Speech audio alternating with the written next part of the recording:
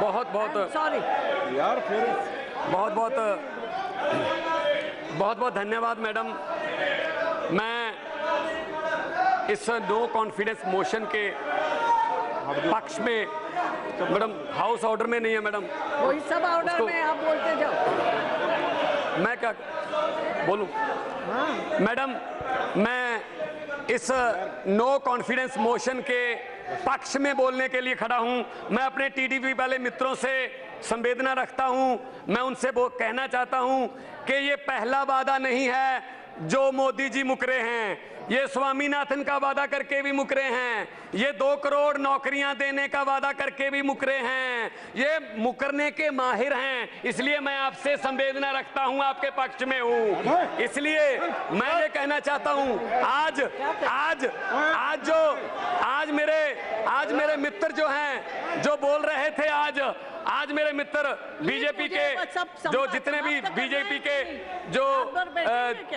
BJP के जितने भी मेरे मित्रों ने आज स्पीच दी, लगभग सभी में उन्होंने कहा हम सभी राज्यों को लोकतांत्रिक तरीके से सरकारें चलाने के लिए अधिकार देते हैं। क्या दिल्ली को आप देश का हिस्सा नहीं मानते?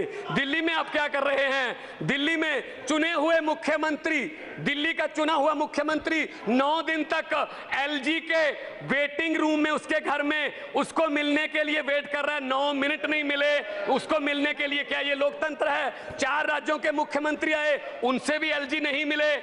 मैडम स्पीकर, जिस घर में एलजी रहते हैं उस घर में अंग्रेजों के जमाने में वायसराय रहते थे। शायद वायसराय की आत्मा एलजी में घुस गई है। क्या लाट साहब के डंडे से दिल्ली चलाओगे?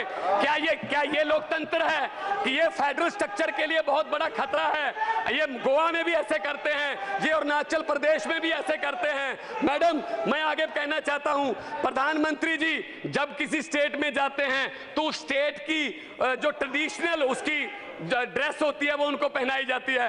दुख से कहना पड़ रहा है कि पिछले दिनों प्रधानमंत्री जी पंजाब के दौरे पर गए, उनको पगड़ी पहनाई गई। 90% कुर्बानियां पंजाब देश को याद कराने के लिए पंजाबियों की हैं। दुख से कहना पड़ रहा है 90% जो कुर्बानियां देने वाले पंजाबी जिन्होंने देश आजाद कराया, उस आजाद देश का प्रधानमंत्री 90 सेकंड तक भी वो पगड़ी को अपने सर पे नहीं रखता। 5 सेकंड में उन्होंने पगड़ी फेंक दी।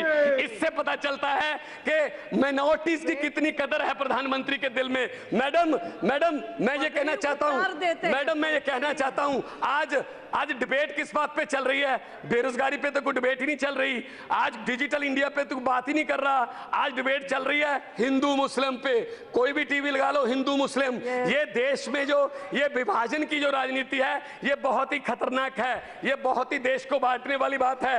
मैडम, पेट्रोल और डीजल के भाव कहां चले गए?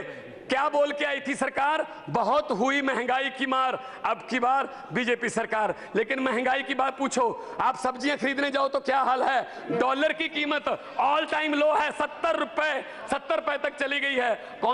ये कौन सी प्राप्ति है? बड़ी बड़ी प्राप्तियां गिना रहे थे। मैडम, आखिर में मैं एक छोटी सी कविता बोलकर बैठ जाऊंगा, कृपया घंटी मत बजाना, फिर डिस्टर्ब हो जाता है मैडम, प्लीज।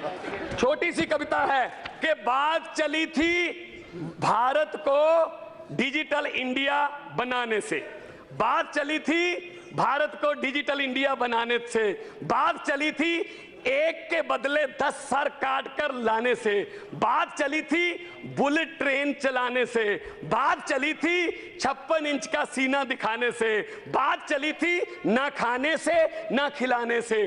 कहां गई वो 100 दिन में काले धन की बात? पिछले 4 साल से देश की जनता सुन रही है सिर्फ रेडियो पर मन की बात। चौकीदार देख रहा है और लोग बैंकों को चूना लगाकर भगौड़े हो रहे हैं और लाखों पढ़े लिखे नौजवानों के सपने आंखों के सामने पकौड़े हो रहे हैं। अब तो साहब के ऑफिस से मेन्यू बनकर आता है कि हमने क्या पहनना है और हम क्या खाने वाले हैं। मोदी जी, अगले 6-7 महीने में आप जाने वाले हैं, कृपया जाते जाते ही बता दीजिए अच्छे दिन कब आने वाले हैं। बहुत बहुत शुक्रिया।